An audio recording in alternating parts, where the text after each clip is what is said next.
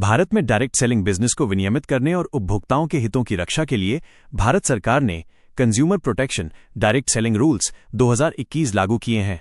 ये कानून इस इंडस्ट्री को एक मजबूत कानूनी ढांचा प्रदान करता है।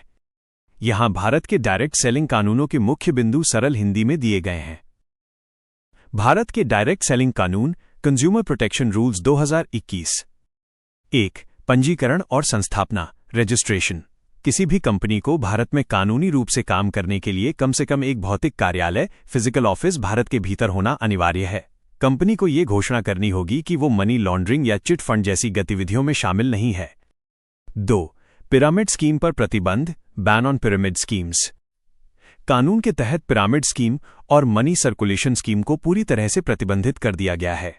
आप सिर्फ लोगों को जोड़ने के लिए पैसा नहीं ले सकते। कमाई का मुख्य जरिया उत्पादों या सेवाओं की बिक्री होनी चाहिए। 3. अनिवार्य लिखित अनुबंध रिटन एग्रीमेंट। कंपनी और डायरेक्ट सेलर वितरक के बीच एक स्पष्ट लिखित समझौता होना चाहिए।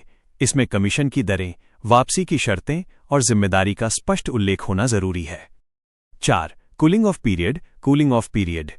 यह उपभोक्ताओं के लिए बहुत महत्वपूर्ण नियम है।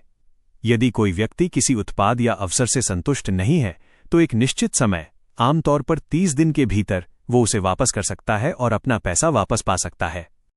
5. बिक्री के बाद सेवा कस्टमर केयर।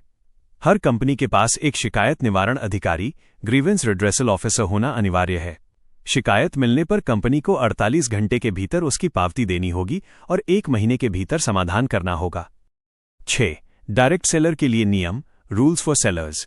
आप ग्राहक को बिना पहचान पत्र दिखाए या गलत जानकारी देकर उत्पाद नहीं बेच सकते। उत्पादों की कीमत, वारंटी और वापसी की शर्तों के बारे में ग्राहक को सच बताना आपकी कानूनी जिम्मेदारी है।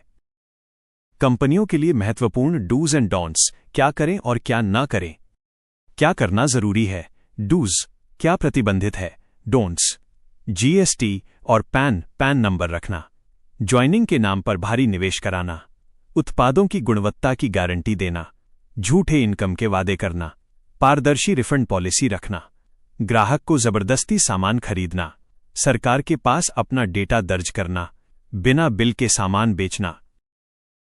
निष्कर्ष, इन कानूनों का मुख्य उद्देश्य डायरेक्ट सेलिंग को बदनाम करने वाली फर्जी कंपनियों, फ्लाई बाय नाइट कंपनीज को रोकना है। यदि आप एक प्रतिष्ठित और उत्पादों पर आधारित कंपनी के साथ काम कर रहे हैं तो ये कानून आपके और आपके ग्राहकों के लिए बहुत फायदेमंद है।